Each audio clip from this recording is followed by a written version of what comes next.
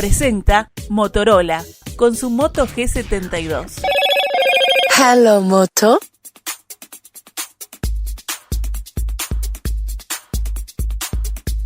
Mario Vergara será nuevamente precandidato en la interna del Frente Amplio tras recibir el respaldo de todos los integrantes de Convocatoria Serenista Progresistas, que lo proclamó el pasado sábado. Convocatoria es de alguna manera una nueva versión del Frente Liber Sereñi, que agrupa a Asamblea Uruguay, Fuerza Renovadora, Plataforma, el Partido Demócrata Cristiano, Magnolia, Marcha Frente Amplista, Usina, Claveles Rojos, Izquierda Cristiana y Movimiento Alba Roballo, entre otros. Vergara dijo que el gobierno se va deshilachando y aceptó el desafío de la precandidatura, convencido de que el Frente Amplio será gobierno. Aceptar el desafío impulsando una nueva ola de derechos, porque nosotros sí pensamos en clave de derechos. Derechos que tienen que ver con vivir en un hogar sin violencia. Derechos que tienen que ver con vivir en un ambiente de calidad. Tenemos que sentir que el derecho a la salud pasa porque no falten los medicamentos, porque no estemos meses esperando un especialista. Que el derecho a la vivienda sea de todos y todas los compatriotas.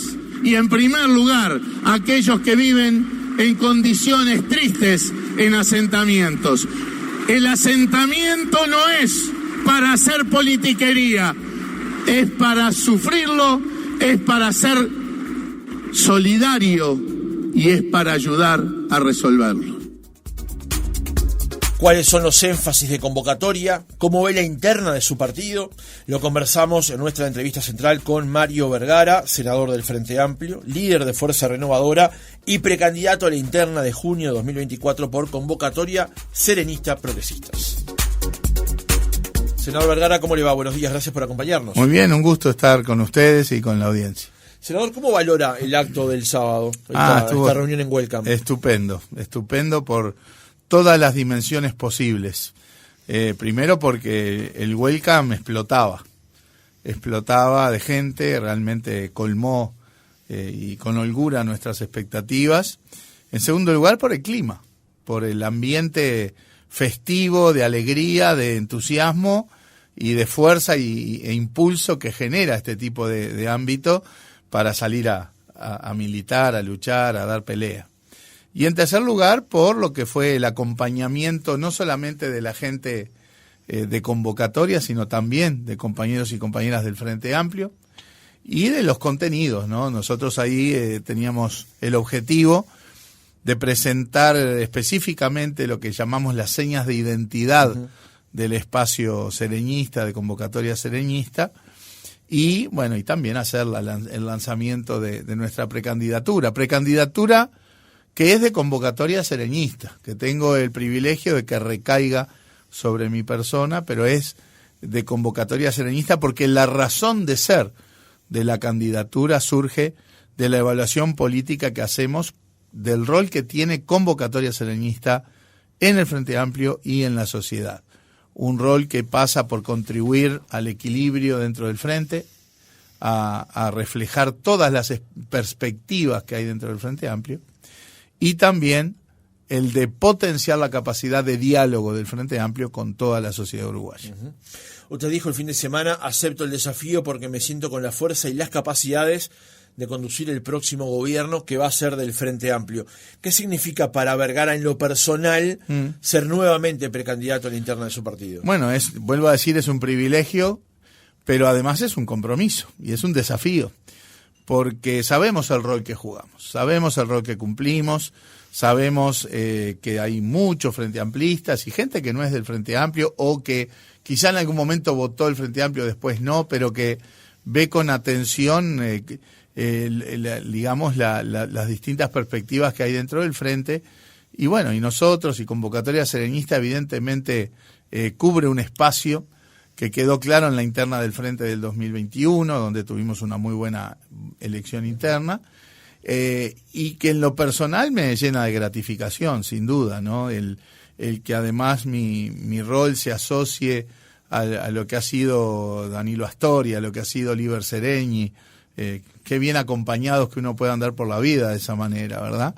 Y a su vez la responsabilidad de conducir un proceso que tiene todas las vertientes de la política, ¿no? La del grupo político, la del parlamento, la de la campaña, la del rol en el Frente Amplio y el rol, vuelvo a decir, en la sociedad. Es un privilegio, es una alegría y es el compromiso, porque ahora se viene un tiempo claro. de mucho agite, de mucha actividad en todo el territorio. Ya hemos recorrido el país entero entre febrero y marzo y ahora estamos haciendo una segunda recorrida por los 19 departamentos, ya vamos casi en la mitad. Y en los próximos meses la vamos a completar. Senador, usted personalmente, ¿cuándo había tomado la decisión de ser precandidato, independientemente de luego de sumar los apoyos dentro de convocatoria? Nosotros a nivel de nuestro espacio, de nuestro grupo concreto de Fuerza Renovadora, ya pensábamos desde fines del año pasado que Convocatoria Serenista debía tener una precandidatura, que debía tener una expresión en la interna del Frente, porque creo que somos conscientes que reflejamos un espacio dentro del Frente Amplio. Y todo Frente Amplista, toda Frente Amplista tiene que verse reflejado en alguna precandidatura. El proceso de diálogo que tuvimos en convocatoria nos trajo hasta acá. Hay que entender que a diferencia de otros espacios del Frente, que ya son partidos o espacios consolidados como el Partido Comunista o el MPP, que tienen mecanismos de resolución que son más fáciles, más llanos, más directos, convocatoria es una alianza de sectores, de grupos, algunos nacionales, otros departamentales, y por lo tanto el proceso de diálogo, de negociación, de búsqueda de decisión es más complejo y llevó el tiempo que necesitó llevar, pero el resultado ha sido este y estamos realmente muy, muy contentos. En octubre del año pasado, justamente Convocatoria había comunicado que comenzaría en marzo de este año a definir una precandidatura presidencial que expresara su sensibilidad política. Así es. ¿En algún momento usted valoró presentarse igualmente, aunque no contara con todos los respaldos de quienes hoy conforman Convocatoria? Se lo pregunto porque el sí, llamémosle, de Asamblea Uruguay fue el último en llegar y demoró un tiempo. Ante la confirmación que usted personalmente ya tenía, como dijo, del año pasado, y otros sectores que ya habían dado el sí. ¿Valoró presentarse igualmente? No fue el último, pero digamos llevó un poco más de tiempo de que habíamos valorado en aquel octubre del año pasado. Nosotros no teníamos una definición con respecto a eso. Esta no es una decisión de índole personal, ¿verdad? Por lo tanto, uno siempre está también a lo que colectivamente definamos. Pero creo que siempre tuvimos la tranquilidad y la paciencia y la capacidad de diálogo con todos los compañeros de Convocatoria como para llegar a este resultado que era el que buscábamos. Es la segunda vez que usted se presenta como precandidato, lo decíamos recién. Lo apoyan varios de los mismos sectores, pero uno de los grandes cambios es lo que decíamos recién de Asamblea Uruguay, que hoy lo apoya cuando en las pasadas internas apoyó a Daniel Martínez. ¿Qué fue lo que cambió de aquellas internas a las que se vienen ahora? Bueno, son procesos políticos razonables. Nosotros llegamos a la interna anterior prácticamente de cero, ¿verdad? En la medida que, por ejemplo, Asamblea Uruguay había definido el apoyo a Daniel, etcétera, nosotros llegamos prácticamente de cero y construimos un espacio. Y construimos un espacio que es Fuerza Renovadora, que se fue consolidando, que tuvo muy buen resultado en la elección nacional. Tenemos 2 senadores, diputado en Montevideo, tenemos después en las departamentales un número importante de ediles en muchos departamentos del interior. O sea, Fuerza Renovadora empezó a pisar con pie firme en la escena política y varios de nosotros comenzamos a tener roles visibles en la actividad parlamentaria y mucho diálogo, porque lo que está claro es que fueron más bien cuestiones tácticas las que hicieron que no estuviéramos juntos de antes, porque la sintonía política, la visión del mundo, de la política, del Frente Amplio, de cómo gobernar que teníamos, por ejemplo, con Danilo, siempre hubo mucha sintonía. O sea, nunca hubo diferencias políticas, ni ideológicas, mucho menos, sino que fueron más bien de orden táctico en cómo llegamos a aquella elección. Yo creo que con el andar se acomodan los zapatos, ¿verdad? Y creo que llegamos a algo que era bastante esperable. Cuando nosotros anunciamos la conformación de Convocatoria, no fue una sorpresa para nadie, en el sentido de que era natural que todos estos sectores confluyéramos en el accionar político. Pero insisto con la pregunta, y seguramente usted no va a querer ahora complejizar su vínculo con Asamblea Uruguay, pero en aquel momento, cuando usted anuncia que va a ser precandidato a la presidencia por su sector, que lo estaba presentando, que lo estaba empezando a forjar, Asamblea Uruguay, no digo de donde usted venía, pero quien a usted lo respaldó en toda su carrera como en la función pública, no lo acompañó, y hoy sí lo acompaña. Aquellas heridas quedaron ya saldadas, son parte del pasado. Sí, porque uno en política, obviamente cada uno tiene sus sentimientos, pero uno en política también entiende los procesos políticos. Y el proceso político es un poco el que acabo de relatarle, y por lo tanto estamos gratificados de que el proceso haya ido en la dirección en la que todos nos sentimos cómodos. Nos sentimos nosotros cómodos, se siente Asamblea Uruguay cómoda y todos los demás sectores que integran convocatoria. Esas cuestiones tácticas también son cuestiones numéricas, senador, porque de haber concurrido juntos los sectores sereñistas en la elección anterior, su performance electoral hubiese sido diferente. Sin duda, y la representación sobre todo en la Cámara de Diputados, que en donde no se acumulan por los sublemas, digamos, hubiera implicado que quienes hoy integramos convocatoria sereñista tendríamos el doble de diputados de los que efectivamente tenemos. Obviamente esa cuestión numérica y electoral impactó, y bueno, y también hay que aprender de esos procesos. Mientras se definía su precandidatura, algunos analistas mencionaron, y lo consignamos aquí en el programa, que su postulación favorecía la de Cose, porque de alguna manera usted dividía votos con Orsi, por el perfil del votante al que apuntan. ¿En algún momento sopesó eso a la hora de decidir presentarse o no? Es que yo no creo que sea así. Primero que, fíjese que si uno dijera voy a definir la convocatoria, ¿no? Va a definir la precandidatura en función de a ver a quién favorece entre Orsi y Cose, sería un razonamiento bastante mal hecho para mi gusto. Porque ¿qué estamos diciendo a priori? ¿Que preferimos a uno o queremos que no gane otro? No es una forma ni razonable, ni frente amplista, ni unitaria, ni fraterna. El decir, definimos o no la precandidatura en función de que no queremos que alguien gane, nos parece que no corresponde. En segundo lugar, no hay ningún elemento concreto, ninguna encuesta, ninguna valoración que tenga fundamento que indique eso de que nosotros favorecemos a uno, favorecemos a otro. Déjeme formular esto al revés. Si no existiera la candidatura de Vergara, ¿qué haría la gente que votaría a Vergara? Y yo le puedo asegurar, porque son cosas que dialogamos con los compañeros todos los días, que hay una parte que efectivamente votaría a Orsi, hay otra parte que votaría a Carolina, y hay otra parte que no votaría a ninguno de los dos, se iría para su casa, lo cual confirma además la necesidad de este espacio. Pero lo que quiero decir es que no hay nada que indique que la balanza se inclinaría para un lado o para el otro. Tendríamos de los tres grupos y no, la respuesta es no. Yo por lo menos nunca consideré como un factor de decisión el posible impacto, y más bien el contrario, en el sentido de decir, nuestra candidatura también evita lo que podría ser una polarización en el Frente Amplio, porque las polarizaciones en el Frente Amplio nunca nos hicieron bien. Le hago la misma pregunta. Y además déjeme hacer el siguiente razonamiento. Hay muchas dimensiones por las cuales la gente define su voto. Y uno puede decir, bueno, capaz que hay un poco más de cercanía entre Vergara y Orsi que entre Vergara y Cose. No sé, en el sentido conceptual o en el sentido... Yo creo que nosotros tenemos un perfil propio de abordar con profundidad los temas, de trabajar en equipo, de trabajar con transparencia, pero... No sé, yo no diría estamos más cerca de Orsi que de Cose. También hay otra dimensión que es la territorial. Hay quien dice en los análisis, bueno, la candidatura de Cose es más montevideana y la de Orsi es más en el interior. Bueno, ¿y cómo es la de Vergara?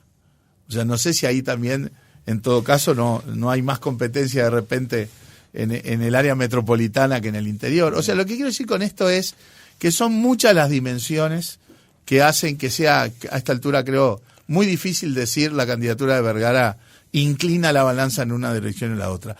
Acá el que gane la elección se la tiene que ganar por motu propia, por esfuerzo propio, por formulación y cercanía con la gente, por convencer a la gente que va a actuar con transparencia, con visión crítica, con visión del mundo, con profundidad en los temas, que va a gestionar con equipos formados, sabiendo delegar, sabiendo escuchar. De esa manera se ganan las internas y no especulando con tal candidatura sí, tal candidatura no, quién favorece, a quién desfavorece. Acá hay que ganarse la interna en la cancha. Ahora, hablando de cuestiones tácticas, ese razonamiento muchos lo hacen porque, por ejemplo, aquí entrevistamos a el senador Rubio, de vertiente artiguista, que cuando tuvo que explicitar ante la audiencia por qué vertiente se volcaba por la candidatura de Orsi, dijo, porque Orsi es la mejor opción para ganar en noviembre. Lo que pensaba es en la elección hacia noviembre. No es en detrimento de uno o en detrimento de otro, es pensando en que el Frente Amplio pueda llegar al gobierno en noviembre. Y otro ejemplo que ponen dirigentes, por ejemplo, de Asamblea Uruguay, es que la candidatura de Villar aquí en Montevideo con la de Daniel Martínez en las elecciones municipales dividieron votos. Y eso le permitió a Cose llegar a la intendencia de Montevideo, teniendo en cuenta que allí funciona el doble voto simultáneo, digamos que no es el mismo caso de esta, pero estas son elecciones internas. También hubo otra circunstancia, que es que las elecciones que iban a ser en mayo terminaron siendo en septiembre. Sí. Y los resultados en mayo quizá no hubieran sido los mismos que en septiembre. Luego todo el mundo, por lo que decían las encuestas, además, es claro que la elección en mayo hubiera tenido quizás resultados diferentes. La pregunta es, ¿ese factor a usted le es irrelevante a la hora de tomar una decisión personal, digamos? Primero, la decisión no es personal, lo vuelvo a decir por tercera vez, es una decisión colectiva tomada en convocatoria serenista y la candidatura no es un capricho personal, la candidatura es fruto de una evaluación del rol político que le asignamos a convocatoria. En segundo lugar, yo aspiro a que el Frente gane en octubre. ¿En primera vuelta? Sí. Ni por asomo pienso que la tiene ganada, ojo. Ni por asomo pienso que el Frente tenga la elección ganada, que este sea un gobierno derrotado. Ni por asomo. Porque cometeríamos un grave error pensando eso, porque nos despreocuparíamos de la elección y sería un problema. Pero yo aspiro a que el Frente gane en octubre, vamos a trabajar para que el Frente gane en octubre. Y hay que entender que después de la interna vamos a estar todos atrás de la misma fórmula, del mismo programa y de todo el Frente Amplio. Si bien en las encuestas ahora, mirado desde acá, y sin la interna y sin la fórmula, uno puede decir, capaz que nos va un poco mejor con tal o cual candidato, primero reitero, yo creo que el Frente está en condiciones de ganar, con cualquiera de los compañeros o compañeras que está en la contienda interna, y reitero, después de junio vamos a ir todos atrás de la fórmula que se genere. Así que no es que para mí sea irrelevante. Yo creo, pondero diferente, pondero que el Frente es el Frente Amplio el que va a ir a ganar la elección, y en esa batalla va a estar Yamandú, va a estar Carolina, va a estar Andrés Lima, voy a estar yo, y van a estar todos los sectores del Frente y todos los militantes frente amplistas para ganar la elección. En su discurso del sábado, usted apeló a artillería pesada contra el gobierno en el discurso. Habló del puerto, del caso Marcet, del caso Esteciano, volvió el concepto de los Maya Oro, se refirió también al tema del déficit fiscal. Es artillería pesada porque el gobierno nos carga las armas todos los días, ¿no? Uh-huh. Porque todo eso que usted relató es así. Sí. Ahora, ¿ese va a ser su tono de campaña? Se lo pregunto porque no es menor el hecho de que la primera campaña es hacia junio del año que viene, donde además el voto no es obligatorio, ¿no? Y ahí hay que convencer a los frentistas para que vayan a votar. El Frente tiene que, y nosotros aspiramos a tener una campaña, porque ahí lo que le propongo es que miremos el discurso entero, en el sentido de, ¿hubo una parte de crítica importante al gobierno? Por supuesto. Nosotros discrepamos con las políticas en general del gobierno, creemos que son políticas regresivas que han generado un montón de perjuicios, la caída salarial, la caída de pasividades, del deterioro en la salud pública, más pobreza, que no han resuelto ni los problemas de la vivienda, ni problemas de la seguridad, etcétera. O sea, no ha resuelto los problemas cotidianos de la gente, y a su vez ha habido una catarata de escándalos, ¿no? La entrega del puerto, el caso Marcet, el caso Astesiano, el caso Ministerio de Turismo, el caso Ministerio de Vivienda, el pésimo manejo de la crisis del agua. O sea, creo que ni que hablar que en la campaña tenemos que discutir esas cosas, por supuesto.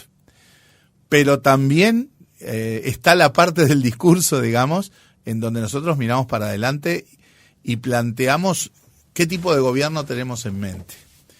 Toda la segunda parte de mi discurso fue en esa dirección, de decir que yo asumo el desafío de la precandidatura y me siento con la fuerza y con las capacidades de conducir un gobierno con visión de futuro, que apunte a resolver temas de otra forma, tomando la autocrítica que hicimos, incorporando la autocrítica que hicimos en el Frente Amplio, pensando en los problemas del hoy, no los del 2005, o sea, no es para repetir lo que hizo el Frente Amplio en los 15 años anteriores. Nosotros creo que mostramos que somos una buena oposición. Está claro que eso no alcanza, porque hoy el gobierno está a 15 a 20 puntos abajo en las encuestas de lo que estaba hace un año y medio, pero el Frente no está a 15 puntos arriba, está a 3, 4, 5 en el mejor de los casos. Con lo cual no alcanza con ser una buena oposición. El Frente tiene que volver a convencer, volver a enamorar, porque hay una historia de 15 años de gobierno.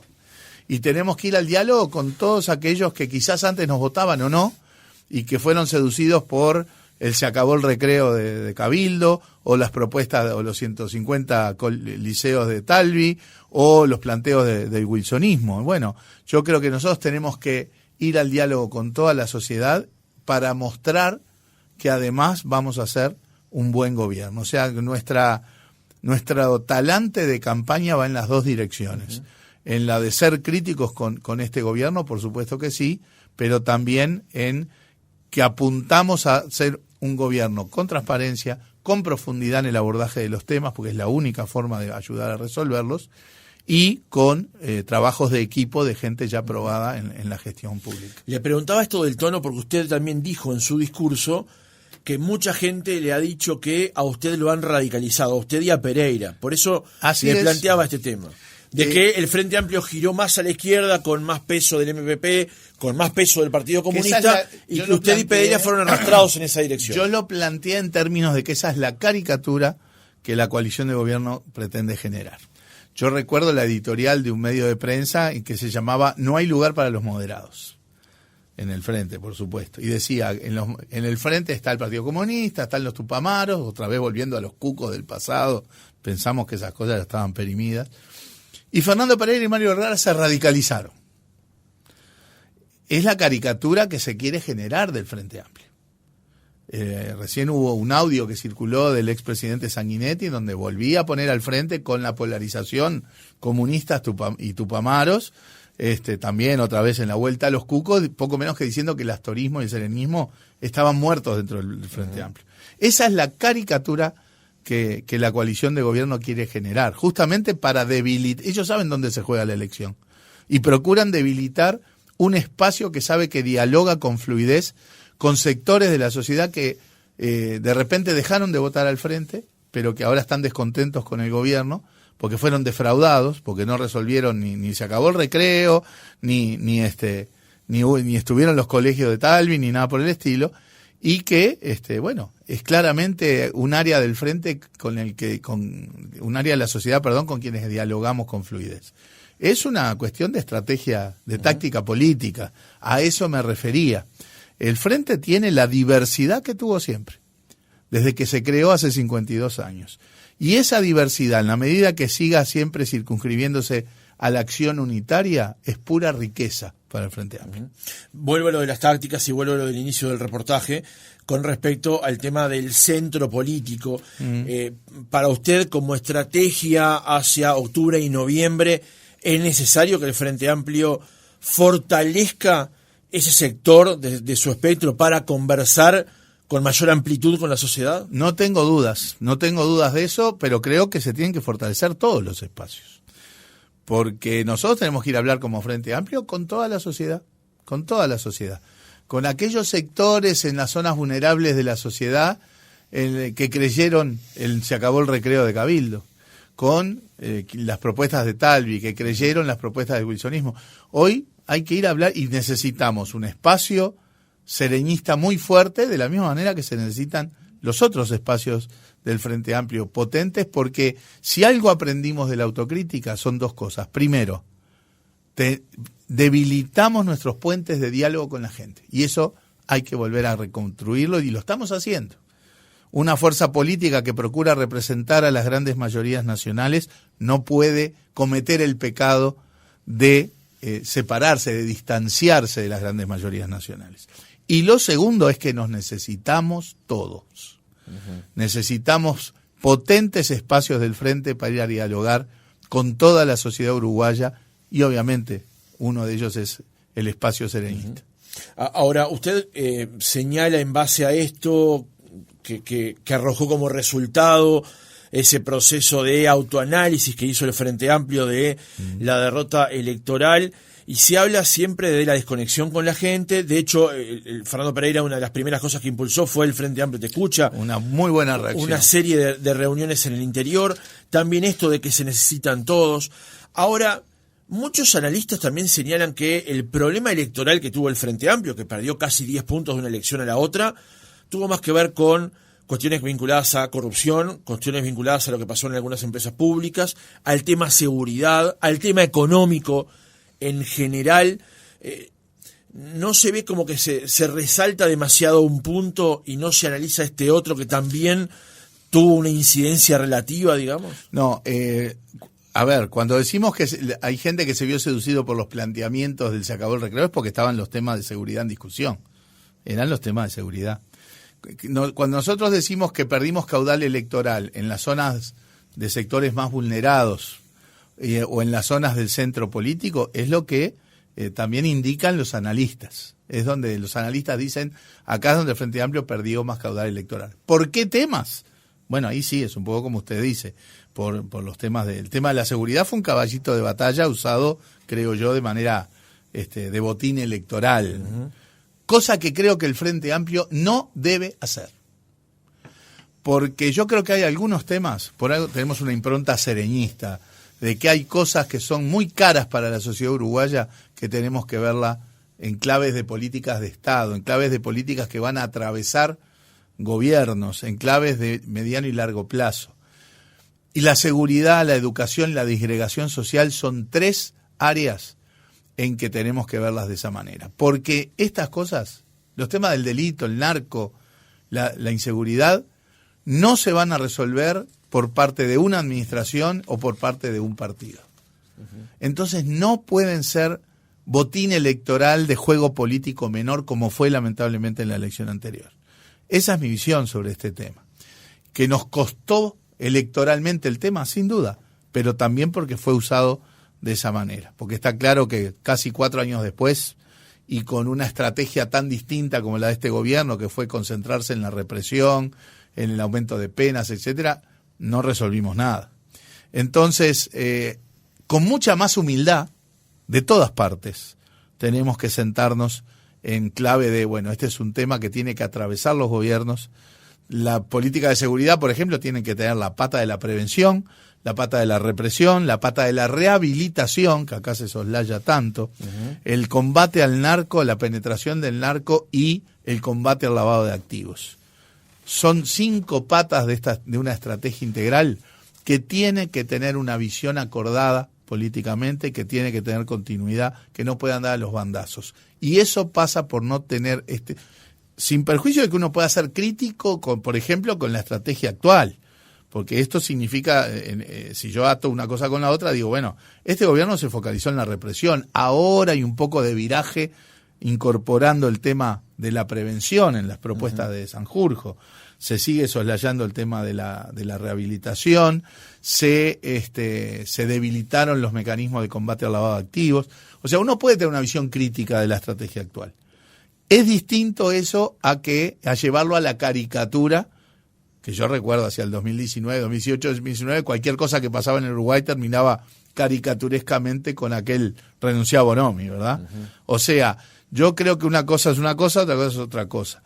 En esto, en educación y en el tema de la disgregación social, nosotros tenemos que tener un talante más humilde, todos, y en clave de diálogo y de atravesar los gobiernos con políticas de Estado.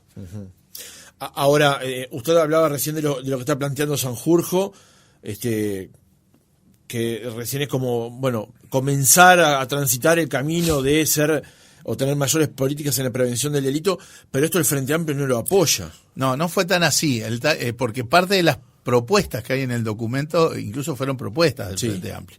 Pero íntegramente no lo apoya. Lo que pasa es que las cosas son los contenidos y los talantes, digamos. Yo veo con buenos ojos ese viraje, ¿verdad?, que se desprende de este documento. Creo que sigue estando ausente por completo la parte de rehabilitación y el tema de lavado de dinero, por ejemplo, pero bueno. Se presenta como fruto del éxito cuando claramente este viraje es fruto del fracaso de las políticas. Pero en paralelo a esto, uno cuando tiende una mesa de diálogo, con la otra mano no puede estar pegándole un garrotazo. O sea, el juego político desde el Ministerio del Interior no cambió, siguió siendo muy duro contra el Frente Amplio. O sea, yo en particular, y nuestro espacio así lo planteó, nosotros hubiéramos acompañado varias de las propuestas que están en ese documento, como Frente Amplio. Pero también entiendo que el Frente al final decidiera no hacerlo, porque en paralelo a esa mano tendida de diálogo estaba la otra mano del garrotazo.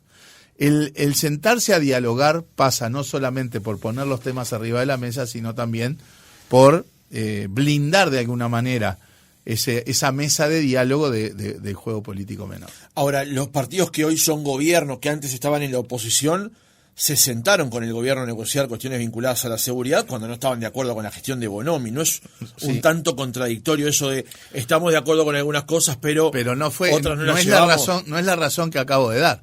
La razón que acabo de dar es que veíamos con buenos ojos muchas de las propuestas y que yo creo que podíamos haberlas apoyado, sin duda, pero la razón porque el Frente sentó una mesa de diálogo, pero en paralelo no le daba garrotazos políticos a la oposición.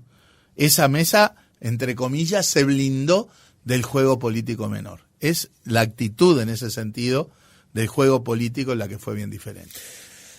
Le cambio de asunto, mejor dicho, volvemos a lo del discurso. Sí. Si bien usted dijo que cree que el próximo gobierno será del Frente Amplio, sí, también llamó a los suyos a no dar el hecho de que, o dar por hecho, que el actual gobierno está derrotado. Exacto. ¿Por qué ese llamado de atención en particular? Es Para la euforia del lanzamiento de una precandidatura, ¿no? Claro, y entendiendo que el Frente tiene chances de ganar, pero distinto es pensar que ya tenemos la elección ganada y que el gobierno está derrotado. De ninguna manera. La elección ni por asomo está ganada. ¿Y por qué pongo ese énfasis? Yo lo pongo un poco con esta caricatura. Yo creo que cuando el Frente ganó en 2005, muchos compañeros quizá pensaron que habíamos ganado para siempre. Uh-huh.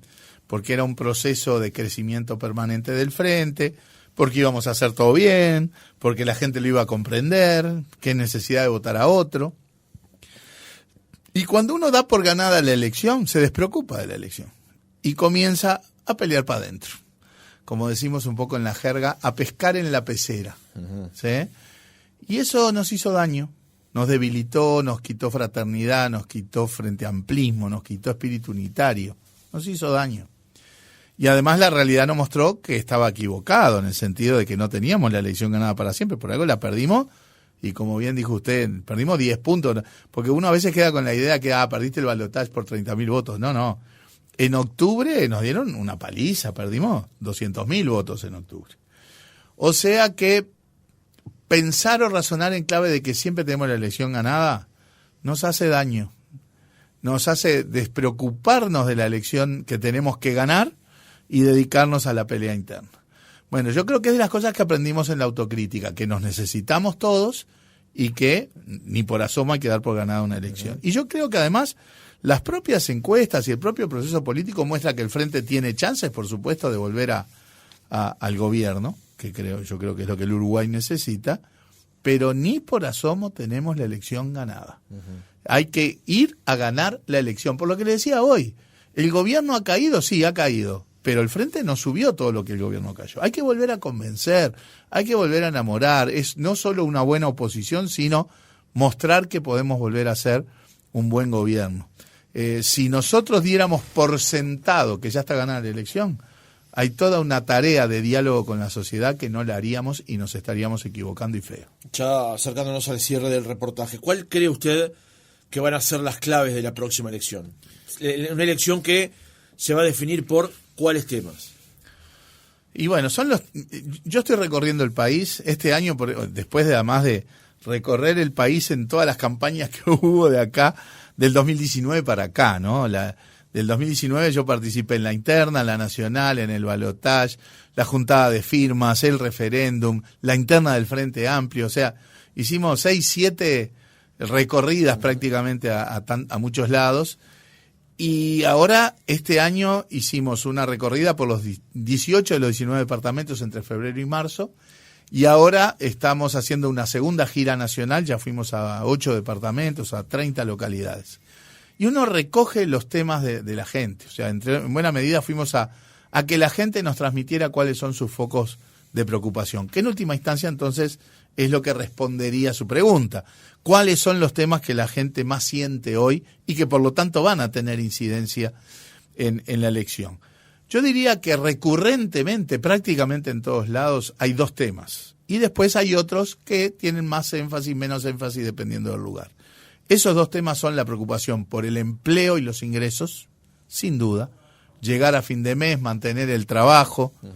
Tenemos circunstancias apremiantes en los departamentos de frontera, donde el empleo, tenés las tasas de desempleo más grandes del país, donde tenés la disparidad de precios con Argentina, con todo el impacto que eso tiene en la producción, en el empleo y en el importante porcentaje de comercios y servicios que están tecleando, ¿sí? Entonces, empleo, ingresos y crecientemente nuevamente los temas de la inseguridad, asociadas a la penetración del narco en los barrios, el impacto que tiene en términos socioeconómicos y culturales. O sea que yo creo que ahí están los 2 temas principales: empleo e ingresos, salarios, pasividades y inseguridad. Después, en otros lugares, aparecen otros temas, ¿no? Temas de vivienda, temas de salud. Cada vez más aparecen los temas del deterioro en el servicio de la salud pública, que faltan medicamentos, que antes no faltaban, que los especialistas demoran cada vez más en atender. Ese es un tema que también empieza a aparecer de manera más recurrente. Pero yo creo que si uno pasa el rastrillo, los 2 temas centrales van a ser empleo, ingresos, llegar a fin de mes y la inseguridad y el narco. Senador, el gobierno aprobó la reforma de la seguridad social después de un largo debate con la comisión de expertos que se creó justamente por la ley de urgente consideración. Se llegó a un diagnóstico, se llegó a un preproyecto de ley, hubo debate, salió finalmente el proyecto. Ahora el PIT-CNT se plantea un modo de alterar algunas definiciones que introdujo esta reforma, y en el modo algunos sectores del Frente Amplio no están de acuerdo. Uno de ellos es convocatoria. ¿Cuál cree que usted que debería ser el modo justamente para introducir cambios o para, tirar abajo la reforma esta que se acaba de aprobar? Perfecto. En primer lugar, todos coincidimos en que esta es una mala reforma porque es injusta. Porque todos decimos, ¿hay que hacer una reforma? Sí, había una reforma necesaria. El asunto es que esta es injusta porque a los únicos que le cae el peso, el costo de la reforma, es a los trabajadores y a las trabajadoras, y a nadie más. Y además mantiene inequidades muy grandes entre distintos institutos de seguridad social.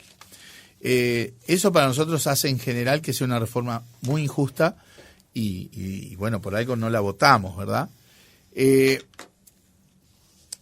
Efectivamente está planteado sobre la mesa un plebiscito, no un referéndum, o sea, no hay un referéndum que apunte a derogar la ley, porque esta es una ley que no puede ser llevada a referéndum, sino que lo que se plantea es la posibilidad de un plebiscito para colocar en la Constitución algunas cláusulas de temas específicos. La edad mínima jubilatoria, el mecanismo de definición de la jubilación mínima o la eliminación de la SAFAP. No sé en qué redacción, pero son los 3 puntos. Todavía no está definido, no sé. La redacción no, los 3 puntos son esos. Nosotros en principio tenemos un tema conceptual. La Constitución no es para poner cuestiones tan específicas. Lo mismo digo para esto como para el otro plebiscito que está en ciernes, que poco menos plantea fijar la tasa de interés en la Constitución, ¿no? O sea, la Constitución no es para eso. La Constitución hay que verla desde el punto de vista institucional como lo que es. Es la Carta Magna, el acuerdo básico que tenemos uruguayos y uruguayas para la convivencia. Los aspectos específicos se resuelven en los procesos políticos y en el marco legislativo. Entonces, para nosotros que queremos combatir esta reforma, pero sabiendo que hay que hacer una reforma, acompañamos lo que en su momento planteó el presidente del Frente Amplio, que es ir a un gran diálogo nacional y social el 2 de marzo. El prerequisito es que el Frente gane la elección y el 2 de marzo llamar a un diálogo a los partidos políticos y a la sociedad en general, a las organizaciones sociales, para rediscutir, revisar e ir por la vía legislativa. Una ley se corrige o se mejora, ¿sí?, con otra ley. Ese para nosotros es el modo, como usted preguntaba, y no el de colocar cláusulas en la Constitución.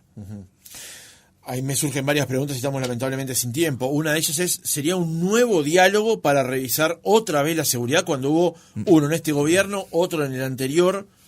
No. ¿Es necesario estar revisando cada tanto tiempo estas cuestiones? Bueno, en los gobiernos anteriores hubo reformas de un montón de cajas. Se reformó la caja policial, militar, bancaria, notarial.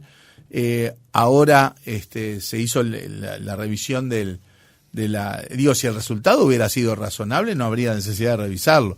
El problema es que para nosotros, en este caso, el resultado es injusto y hay que modificarlo. Por eso es que sí, yo creo que es imprescindible que el próximo gobierno aborde un diálogo en estos términos, con una correlación de fuerzas diferente. Claro, lo que cambiaría eventualmente sería eso. Exacto, que apunte a las críticas que nosotros un diálogo hicimos. Con equilibrios distintos. Exacto, que entienda que si el problema de la seguridad social y de la sustentabilidad financiera de la seguridad social es de todos, todos tenemos que contribuir, y no solo los trabajadores y las trabajadoras. Usted mencionaba recién lo que presentó ayer Cabildo Abierto, esta iniciativa de reforma constitucional contra la usura y por una deuda justa. Dos preguntas lo más breve que pueda, senador. Sí. Primero, ¿está de acuerdo con el camino que elige Cabildo Abierto? Y la segunda pregunta ¿entiende que debe de haber de parte del Parlamento una solución a personas que hoy están con deudas que no pueden afrontar? Voy a responder en el orden inverso. Primero, por supuesto que hay una problemática que abordar. Hay un montón de uruguayos y uruguayas que tienen circunstancias de sobreendeudamiento y hay que abordarla en el terreno legislativo. No con leyes de perdonazos, porque eso le ha hecho mal al Uruguay y al crédito y a la gente, pero sí con marcos legislativos que ayuden a resolver la situación. El Frente Amplio está presentando en estos momentos un proyecto de ley que tiene 3 patas. 1, generar un marco de diálogo entre acreedores y deudores con el objetivo de generar mecanismos acordados que pueden implicar quitas, bajas de tasa de interés, que pueden implicar extensión de plazos, ayudar a que esos contratos se cumplan. En segundo lugar, prohibir prácticas.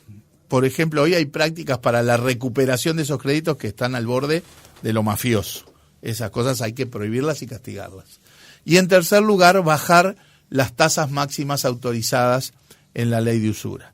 Nosotros vamos por ese camino. Creemos que, nuevamente, el mismo razonamiento que hice para el otro, la Constitución no está para poner cosas específicas. Hay que resolverlos en la órbita legislativa. Lo que se pierde en la órbita legislativa no podemos siempre mirar para tratar de meterlo en la Constitución. Esa no puede ser la lógica de funcionamiento del sistema político. La deuda justa es un concepto muy peligroso. ¿Quién define cuál deuda es justa? Pero además, eso implica violentar todos los contratos pasados. Eso genera una inseguridad jurídica que es pan para hoy y hambre para mañana, porque ¿quién va a prestar después? Uh-huh. Y la gente que hoy toma estos préstamos va a seguir necesitando que lo financien. Con mejores condiciones, por supuesto, trabajemos para bajar las tasas, para generar otro tipo de condiciones, por supuesto. Pero imponer lo que uno pueda decir la deuda justa y que eso implique violentar de esa manera los contratos va a hacer que las administradoras no presten más y que la gente termine financiándose en el usurero del barrio. Y mientras el interés de las administradoras es cobrar, el del usurero del barrio yo no sé cuál es. Porque para empezar, ¿de dónde vienen esos fondos? Cada vez más uno puede sospechar que vienen de actividades non santas. Y en segundo lugar, ¿cuál es el objetivo? ¿Realmente cobrar o quedarse con tu casa? O sea, Creemos que hay riesgos enormes, además de que conceptualmente estas cosas no debieran ponerse en la Constitución. Esa forma de resolverlo genera riesgos enormes y quienes más van a salir perjudicados son a quienes supuestamente queremos defender. La última, ahora sí. Vuelvo a lo de la reforma de la seguridad social. Teniendo en cuenta lo que usted me respondió recién con la propuesta de PIT-CNT, de alcanzarse las firmas y de llegar a la instancia de octubre a ratificar lo que esas firmas alcanzaron. ¿Convocatoria va a ensobrar o no la reforma? Bueno, acá hay definiciones previas, que es cuál va a ser la definición del Frente Amplio, con respecto al tema del plebiscito. Porque varios sectores, convocatoria, el MPP, la vertiente artiguista, ya nos pronunciamos públicamente de que para nosotros este no es el camino es el otro. También hay sectores como el Partido Socialista que se pronunció a favor, el Partido Comunista que ve con buenos ojos la propuesta del PIT-CNT, pero que va a trabajar en la búsqueda de consensos. Bueno, habrá que ver cómo se materializa eso. Hoy si se va a búsqueda de consenso, las mayorías en el frente parecen estar más en la dirección de ir en contra. Por lo tanto, primero hay que ver qué hace el Frente Amplio. Yo incluso creo que al ser un tema del modo y no de la sustancia, ahí no hay un tema de principios, es un tema de las formas. Y en ese sentido, yo creo que hasta puede pensarse la posibilidad de una libertad de acción. Libertad de acción en donde quienes quieran acompañar, acompañan, y quienes decidimos no acompañar, no. Mario Vergara, senador del Frente Amplio, líder de Fuerza Renovadora, precandidato a la interna del Frente Amplio por convocatoria. Gracias por haber estado otra mañana con nosotros. El agradecido soy yo y siempre a las órdenes.